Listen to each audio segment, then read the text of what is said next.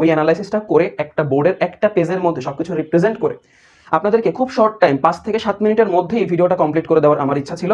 আমি আশা করি সেই ইচ্ছাটা আমি পারিছি। আশা রাখি আপনাদের ফিজিক্সের জন্য কিছু করতে পারবো, তেমনই ইচ্ছা আছে। আমার জন্য দোয়া রাখেন যেন স্বয়ং সৃষ্টিকর্তা আমাকে সুস্থতা দান করেন, আমি যেন সুস্থতার সাথে আপনাদের ফিজিক্সের যে জিনিসগুলো আসলে আমি দিতে চাচ্ছি আর কি, সেই জিনিসগুলো যেন আপনাদেরকে প্রোভাইড করতে পারি। Hey, hello everyone, it's me Debashish Haldar. You can call me Debashish Da as well, and a mentor of thousands of students. Welcome everyone to my channel, Mr. Physics YouTube channel. আপনাদের জন্য এই প্রথম আমার HSC based কোনো suggestion ready করা। এই সাজেশনটা হচ্ছে আইসিটি সাজেশন, যেটা হচ্ছে আগামীতেই আপনাদের পরীক্ষা, এইচএসসি পরীক্ষা। আমার মনে হয় এই সাজেশনটা যদি আপনারা ফলো করেন আপনাদের মোটামুটি খুব সুন্দরভাবে 80+ আসাতে আর কোনো বাধা থাকবে না, ঠিক আছে? তো দেখেন, প্রথমেই হচ্ছে আমরা আগে দেখবো, আমরা কিন্তু ডিটেইলড সাজেশন দেখতেছি, ডিটেইলড সাজেশন, অর্থাৎ প্রথমে আমরা কোন অধ্যায় থেকে কয়টা সৃজনশীল আসতে পারে, কয়টা এমসিকিউ আসতে পারে সেগুলো দেখবো। তারপর ওই অধ্যায়গুলো থেকে কোন কোন টপিকগুলো একদম না পড়লেই না সেই জিনিসগুলো আমরা দেখবো, ঠিক আছে? এটা one kind of last night suggestion.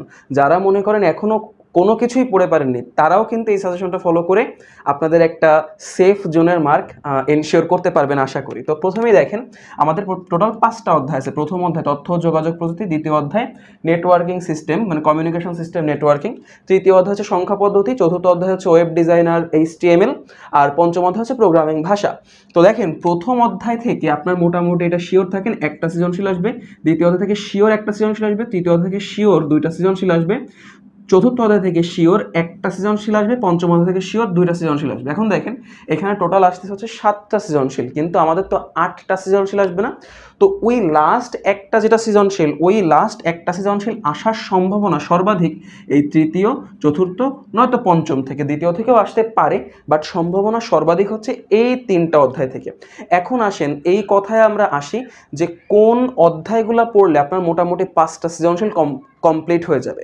আমি প্রথমে আপনাকে সব থেকে সেফটা বলি, সেটা হচ্ছে যদি আপনি এই 3টা অধ্যায় খুব সুন্দরভাবে পড়তে পারেন তাহলে আপনার 5টা সৃজনশীল তো খুব সুন্দরভাবে হবেই, এর সাথে সাথে এমসিকিউ যে জিনিসগুলো আছে না, দেখেন আমাদের টোটাল 25টা এমসিকিউ আসবে, তার মধ্যে থেকে 15+ অর্থাৎ 16, 17টা এমনকি 18টা এমসিকিউই আমাদের এই 3টা অধ্যায় থেকে আসবে।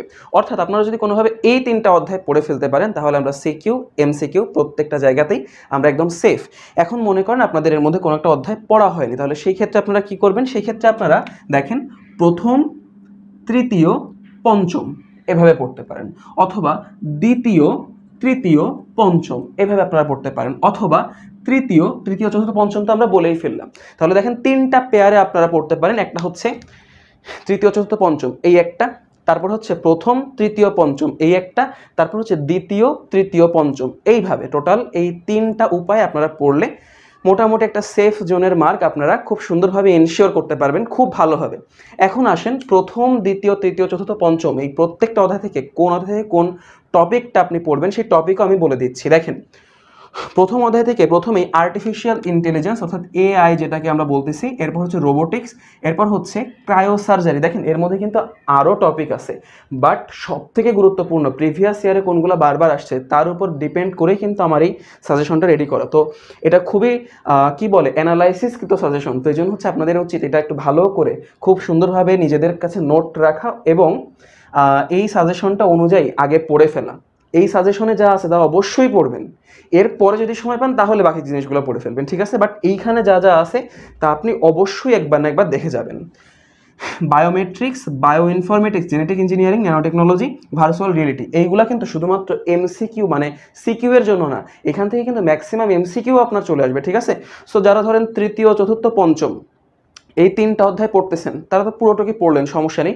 আর প্রথম, দ্বিতীয় থেকে জাস্ট যে কয়টা টপিক লেখা আছে সেই কটা পড়েন, আপনি দেখবেন আপনার 50-এ 50 সিকিউ কনফার্ম, 25-এ 25 এমসিকিউ কনফার্ম, ঠিক আছে?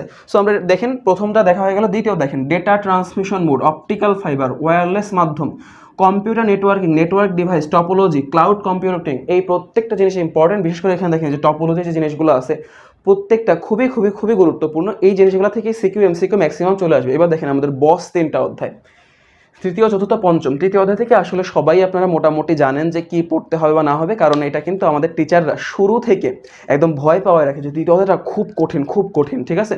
ওই তৃতীয় অধ্যায় পড়তে পড়তে আমাদের মোটামুটি 1 বছর কমপ্লিট হয়ে যায়, কিন্তু এটা পড়তে লাগে মোটামুটি 1 মাস। যদি আপনারা এখন এসে সেটা বুঝতেছেন, কিন্তু গত 2 বছর বা 3 বছর সেটা হয়তো বুঝে ওঠা হয়নি। যাই হোক, তো তৃতীয় অধ্যায় থেকে এই জিনিসগুলো আপনাদেরকে পড়তে হবে। দেখেন, সংখ্যা পদ্ধতির প্রকারভেদ, এরপর রূপান্তর। রূপান্তর তো অবশ্যই এবং অবশ্যই পড়তে হবে, যে একটা সংখ্যা সিস্টেম থেকে আরেকটা সিস্টেমে আপনারা কিভাবে রূপান্তর করবেন এটা পড়তেই হবে। বাইনারি যোগ বিয়োগ, ভেরি মাচ ইম্পর্টেন্ট। সংখ্যা, চিহ্ন সংখ্যা রূপান্তর। 2 এর পরিপূরক, ভেরি ভেরি ইম্পর্টেন্ট, টুস কমপ্লিমেন্টারি। এরপর আসেন বুলিয়ান অ্যালজেব্রা এবং বুলিয়ান উপপাদ্য, দুইটাই ইম্পর্টেন্ট। ডি মর্গান উপপাদ্য, মৌলিক গেট, সার্বজনীন গেট। এরপর এনকোডার প্লাস ডিকোডার, খুবই খুবই ইম্পর্টেন্ট। সার্কিট থেকে কিভাবে সমীকরণ নির্ণয় করবেন, খুবই ইম্পর্টেন্ট। এই প্রত্যেকটা জিনিস দেখেন, এখানে যে 6-7টা টপিক লেখা আছে, এই টপিকগুলো কিন্তু শুধু সিকিউ না, এমসিকিউ এর জন্য ইম্পর্টেন্ট। আমি আবারও বলতেছি, ওকে। এবার আসেন চতুর্থ অধ্যায়, ওয়েবসাইট কাঠামো, HTML এর সুবিধা, HTML এর কাঠামো। এই 3টা খুবই important, very very very much important. এরপর দেখেন লেআউট, ফরম্যাটিং, ট্যাগ, এই ট্যাগটার ব্যবহার, প্যারাগ্রাফ, হেডিং এবং কালার বিন্যাস, হাইপারলিঙ্ক, HTML এর টেবিল এবং ডাটা কিভাবে এন্টার করতে হবে সেটা, ওয়েব পেজ ডিজাইন এবং ওয়েব পেজ কীভাবে পাবলিশ করবেন সেটা। বাট ওয়েব পেজ পাবলিশটা এত বেশি গুরুত্বপূর্ণ না, ওয়েব পেজ ডিজাইনটা আর একটু বেশি গুরুত্বপূর্ণ। ওয়েব পেজ পাবলিশটা যেহেতু এর সাথে রিলেটেড আমি সেই জন্য রেখেছি, বাট অতটা গুরুত্বপূর্ণ না পাবলিশটা, জাস্ট পাবলিশটা। এরপর আসেন পঞ্চম অধ্যায় দেখেন মেশিন ভাষা, অ্যাসেম্বলি ভাষা, চতুর্থ প্রজন্মের ভাষা। এই 3টা ভাষা একটু ভালো করে পড়বেন। এরপর হচ্ছে প্রোগ্রামের গঠন ও তৈরির ধাপসমূহ, মানে প্রোগ্রামের গঠন এবং প্রোগ্রাম তৈরির ধাপসমূহ দুইটা আলাদা করে। এরপর হচ্ছে অ্যালগোরিদম, তারপর ফ্লো চার্ট, তারপর প্রোগ্রাম ডিজাইন মডেল। এই প্রথম 3টা থেকে মূলত আপনার ক খ আসে, এমসিকিউ আসে, বাট পরেরগুলো থেকে কিন্তু সিকিউতে যে গ ঘ যেগুলো আছে সেগুলো বেশি আসে। এরপর সি প্রোগ্রামিং, ডেটা টাইপ, ধ্রুবক ও চলক, এই দুইটা। আউটপুট স্টেটমেন্ট, কন্ডিশনাল স্টেটমেন্ট, এরপর হচ্ছে অ্যারে, তারপর হচ্ছে ফাংশন। টোটাল এই কয়েকটা জিনিস আপনারা পড়লেই হচ্ছে। দেখেন, আমি আসলে আপনাদের এখানে বেশি সময় ওয়েস্ট করতে আসিনি। আমার যেটা টার্গেট, যে আপনাদের জন্য যে অ্যানালাইসিস ওইটা আমি করব, ওই অ্যানালাইসিসটা করে একটা বোর্ডের একটা পেজের মধ্যে সব কিছু রিপ্রেজেন্ট করে আপনাদেরকে খুব শর্ট টাইম 5 থেকে 7 মিনিটের মধ্যে এই ভিডিওটা কমপ্লিট করে দেওয়ার আমার ইচ্ছা ছিল। আমি আশা করি সেই ইচ্ছাটা আমি পারিছি, এবং আপনারা মোটামুটি অনেক জায়গায় অনেক ভিডিওই আপনাদেরকে দিচ্ছে, সেটাও আপনারা ফলো করতে পারেন। এবং এই যে আমি অ্যানালাইসিস করে 5 থেকে 7 মিনিটের মধ্যে আপনাকে একটা জিনিস গুছাই দিলাম, আপনারা চাইলে এইটাও একটু ফলো করতে পারেন। আমি একটু সরে যাচ্ছি, আপনারা চাইলে এখান থেকে স্ক্রিনশট নিতে পারেন। আশা করি স্ক্রিনশট নেওয়া হয়ে গেছে। তো এই যে স্ক্রিনশট আপনারা নিয়ে ফেললেন, এবার আপনারা ধুমায় পড়াশোনা শুরু করে দেন, ঠিক আছে। আর আশা রাখি আপনাদের ফিজিক্সের জন্য কিছু করতে পারবো, তেমনই ইচ্ছা আছে। আমার জন্য দোয়া রাখেন যেন স্বয়ং সৃষ্টিকর্তা আমাকে সুস্থতা দান করেন, আমি যেন সুস্থতার সাথে আপনাদের ফিজিক্সের যে জিনিসগুলো আসলে আমি দিতে চাচ্ছি আর কি, সেই জিনিসগুলো যেন আপনাদেরকে প্রোভাইড করতে পারি। দোয়া রাখেন আমার জন্য, আপনাদের সকলের জন্য অনেক অনেক দোয়া থাকলো। আইসিটি পরীক্ষার জন্য অনেক অনেক শুভকামনা। আমার জন্য দোয়া রাখেন, আপনাদের সকলের জন্য অনেক দোয়া থাকলো। Wishing you a very very very good luck juniors.